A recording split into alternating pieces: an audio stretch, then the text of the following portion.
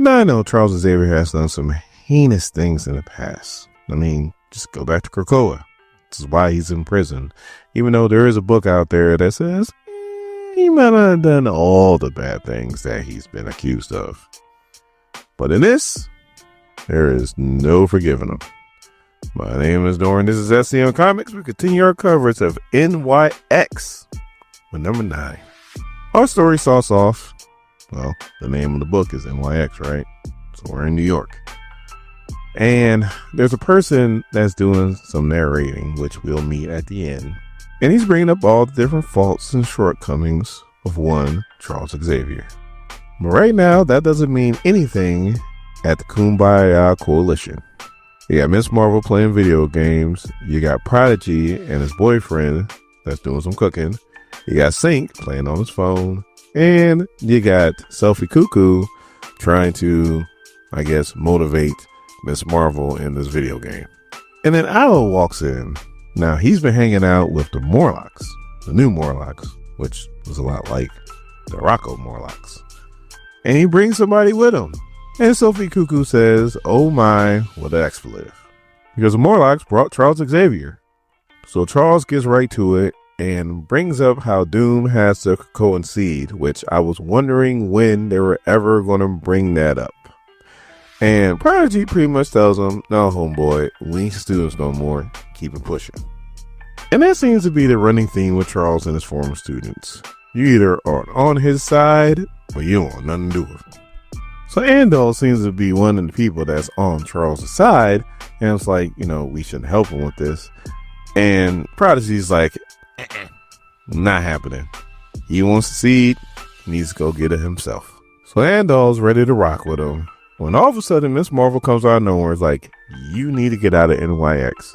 And the fastest way for that to happen is to go ahead and help you. So she's down for the cause, and she was never one of his students in the first place. So we all know that Doom is taking over. And I guess he's taking over the old treehouse, because that's where he's keeping the seed, ironically. So Andal and Miss Marvel beat up some Doombots, and they stumble on a secret meeting that Volta is having with Mr. Smiley. Like, why is he still doing this Mr. Smiley thing? Like you can't see Mojo in the background. I know they got it dark and all that stuff, but come on now. So Mr. Smiley, or Mojo, is like, I thought I was going to have a meeting with Doom. And Volta's like, come on now. This is the Sorcerer Supreme, the ruler of the world. No, you're not going to have a meeting with him yet. You're going to meet with me. So he pretty much gets right to it and is like, look, I know you have a Krakoan seed. The reason why I know you have a Krakoan seed is because this mutant right here that's right by my side saw you in particular, take it. And he's pretty much like, and now I want it. And all of a sudden, Mojo comes out, and Volta's like, if you strike me, you're pretty much declaring war against Doom, and you don't want to do that. Next thing you know, she gets stabbed right through the chest with this thing. Like, Volta is pretty strong. Like, if you guys read, like, Krakoa and the whole Doom mutants, like, Volta can handle herself. So, she's no weakling. And Mojo just takes her out with, like, the greatest of ease. Like, when was Mojo this damn powerful? Like, I don't remember. Like, he put it on Laura. Like, this dude is just, they're hyping him up. It's pretty crazy. Dude doesn't have a spine. So Charles senses him in there. And, like, literally, Mojo goes, hi, Charlie. And all of a sudden, Charles is like, I'm sorry, this is as far as I go. I can't go any farther. I'm like, wow. Like, are you serious? And he pretty much tells them that it's up to you guys to go grab the seed. I gotta go take care of this. And he abandons them. Like, just abandons them. And he knows who's in that room. Like, he knows who's in that room. It looks really bad on Charles Xavier. Like, extremely bad. Now, his goal was never to get the seed. That wasn't planned. But, I mean, come on, man. Like, why? So as they walk in, Mojo and this little kid is waiting on them. So Mojo's excited to see the famous Miss Marvel. He looks at Andal. Andal talks all kinds of mess to him. And it doesn't matter because the same treatment Volta got, Andal got. And it seems like the fight's over pretty fast. So then we cut to Charles, and he's using his power to pretty much act like he's Doom, and he makes most of the Doom bots just go offline, but he keeps one, and that one takes him to wherever he needs to go, which kind of shows he might have a tumor, he might be dying, but he's still pretty powerful if he can make Doom bots think that he's Doom. So Mojo pretty much got Miss Marvel in his metal tentacles, and then she just decides to start belting so that he can't hold her, which I didn't even know that was a power of hers.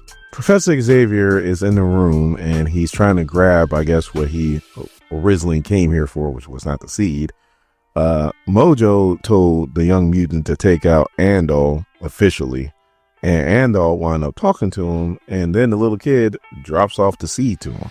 So then we see that Professor Xavier came for his helmet, and Andal and Miss Marvel got the seed, and I guess Mojo just took off.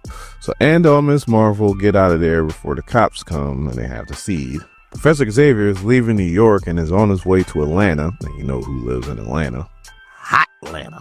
And then we cut to Mojo, who he was the one that was doing the whole narration, talking bad about Professor Xavier, you know, because a fisherman can see another fisherman from afar, trying to say Professor Xavier is a bad guy, and any bad guy can see that.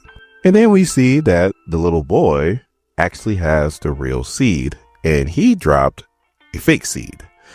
I guess he has the power to talk to plants, so he talked to the seed and told the seed to come with him. Yes. So Mojo pretty much lays it down. He has Loco tied up, and he's like, a mutant whose power connects him to the fabric of the city. A seed that brings all its connections with it to life. And a handsome, I can't believe he said, no, he said extremely handsome. You know how ugly Mojo is. Extraordinary superstar who's ready for his close-up. He eats the seed, he stabs Loco, and all these cocoon branches start coming out of him. They start covering Loco, and he goes, no, this was never about building another boring treehouse. This was about making an infinite me.